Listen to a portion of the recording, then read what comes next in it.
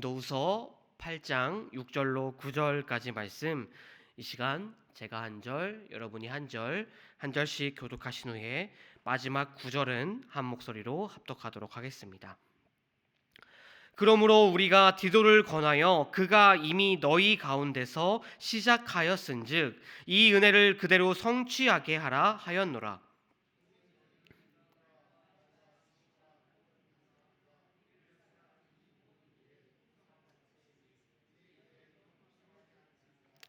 내가 명령으로 하는 말이 아니요 오직 다른 이들의 간절함을 가지고 너희의 사랑의 진실함을 증명하고자 함이로다.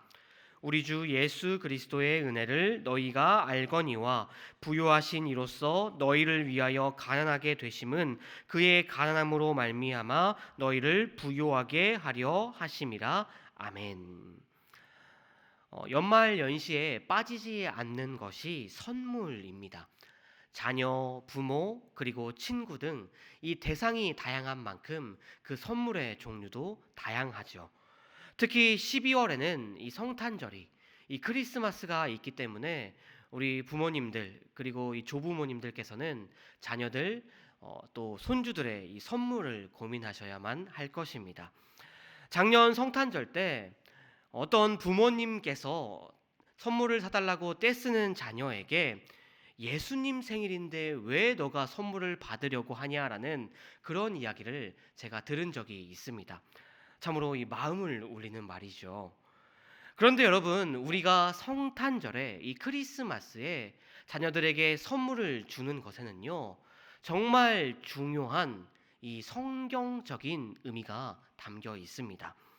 무엇이냐면 하나님께서 우리에게 선물을 주셨기 때문에 우리도 선물을 주는 것입니다. 그렇다면 그 선물이 무엇일까요? 예수 그리스도. 우리에게 예수 그리스도라는 선물을 오늘 말씀의 표현대로라면 우리 주 예수 그리스도의 은혜를 우리에게 주셨기 때문에 우리도 우리의 자녀들에게, 우리의 하나님께서 우리에게 보내주신 그 자녀들에게 우리가 선물을 주는 것입니다. 그런데 여러분, 오늘 말씀, 이 고린도후서 8장 말씀을 보시게 되면요, 하나님께서 우리에게 주신 그 선물이 결코 평범한 선물이 아니었습니다. 물론 예수님께서 어찌 평범할 수 있겠냐마는요, 하나님께서 우리에게 예수님을 선물로 주셨는데 말씀에 따르면 예수님을 있는 그대로 우리에게 주시지 않았다라는 것입니다. 여러분, 우리가 오늘 본문 9절 말씀, 이 9절 말씀을 한 번 더 읽어보면 좋을 것 같은데요. 자, 9절 말씀 한 번 더 읽어보도록 하겠습니다. 시작. 우리가 주 예수 그리스도의 은혜를 너희가 알거니와 부요하신 이로써 너희를 위하여 가난하게 되심은 그의 가난함으로 말미암아 너희를 부요하게 하려 하심이라. 아멘. 9절 말씀에 따르면 예수님께서는 본래 부요하신 분이셨습니다. 여러분, 여기서 부요하다라는 이 표현은 어떤 것이냐면요, 일반적으로 우리가 부유한 사람은 돈으로 살 수 있는 것을 모두 가진, 돈으로 살 수 있는 것을 풍부하게 가진 사람을 보통 부유한 사람이다라고 부릅니다. 그렇다면 부요한 사람은 어떤 사람일까요? 부요한 사람은 돈으로 살 수 없는 것들을 풍부하게 갖고 있는 사람을 부요한 사람이다라고 우리는 부르곤 합니다. 그렇다면 예수님께서 부요한 분이시다라는 것은 어떤 것을 의미하냐면요, 예수님께서 이 땅에 모든 것을 가지고 계신 분, 곧 본래 하나님이셨다라는 것입니다. 참으로 예수님께서는 본래 모든 창조물보다 먼저 나신 이시며 보이는 것들과 보이지 않는 것들을 모두 창조하신 분이셨습니다. 그리고 예수님께서는 영원히 사라질 수 없는 하나님의 영광을 지니신 본래 아버지와 한 분이신 분이 바로 예수님이셨죠. 진실로 진실로 예수님께서는 하나님이셨습니다. 그런데 하나님이신 예수님께서 우리와 같은 사람이 되셨습니다. 예수님께서는 그 부요함을 죄악되고 비천한 인간의 몸을 입은 성육신을 통해 모두 포기하시고 자신을 낮추어 우리와 같은 한계를 지닌 사람이 되셨습니다. 그리고 예수님께서는 십자가에 못 박혀 죽으심을 통해 하나님의 말씀에 복종하셨습니다. 여러분, 바로 이 모든 과정을 오늘 본문에서는 가난하게 되셨다라고 표현하고 있는 것입니다.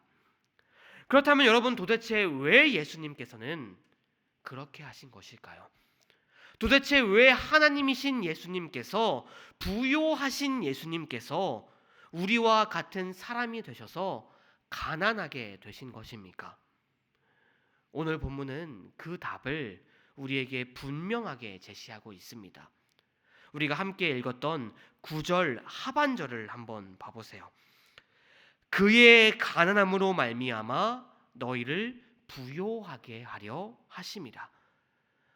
우리를 부요하게 하시기 위해, 가난한 우리를 부요하게 만드시기 위해 부요하신 예수님께서 스스로 가난하게 되셨습니다.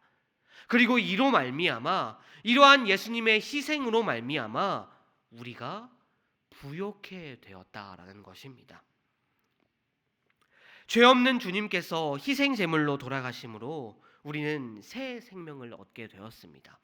또 그분의 죽음으로 우리는 영원한 의를 얻게 되었지요.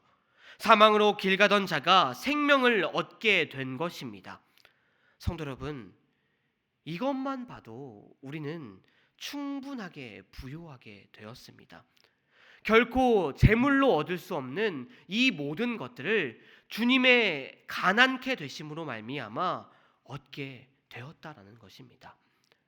참으로 죄의 자녀에서 하나님의 자녀가 된 것, 이것보다 더 값진 것이 과연 어디에 있겠습니까? 그런데 성도 여러분, 예수님께서 우리에게 주신 그 선물은 결코 이것으로 끝나지 않았습니다. 주님께서는 때마다 우리를 돕는 은혜를 주시겠다라고 우리에게 약속하여 주셨습니다. 언제 어디서나 무엇을 하든지, 우리가 무엇을 하든지 우리와 함께 하시겠다고 우리와 약속하셨습니다. 구하면 구하는 대로, 찾으면 찾는 대로, 두드리면 넘치는 대로 주시겠다고 주님께서 우리에게 약속하여 주셨습니다. 영원하고 신실하시고 전능하신 하나님께서 이렇게 약속하여 주셨는데 그 은혜가 우리를 향하여 가난하다고 말할 수가 있겠습니까?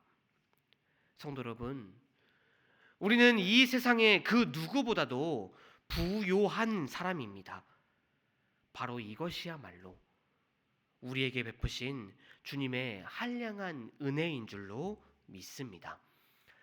사랑하는 성도 여러분, 이처럼 하나님이신 예수님께서는 그저 말로만 우리를 부요하게 하지 않으셨습니다. 예수님께서는 그 자신을 가난하게 하셔서, 자신을 희생하셔서 이 땅에서 찾아와 주셔서 우리를 부요하게 하여 주셨습니다. 우리를 복되게 하여 주셨습니다. 주님의 낮아지심으로 말미암아 우리가 구원을 받고 하나님의 자녀가 되었습니다. 우리는 예수님을 선물로 받았습니다. 그렇다면 그 놀라운 선물을 받고 누리고 있는 우리는 어떻게 살아가야만 합니까? 스스로 가난해지셔서 희생하고 손해를 보심으로 우리에게 이토록 놀라운 선물을 주신 예수님 앞에서 우리는 지금 이제는 어떻게 살아가야만 하겠습니까? 우리 또한 그 은혜를 누린 자로서, 우리를 희생함으로써 다른 사람을 부요하게 하는 삶을 살아가야만 하는 것입니다.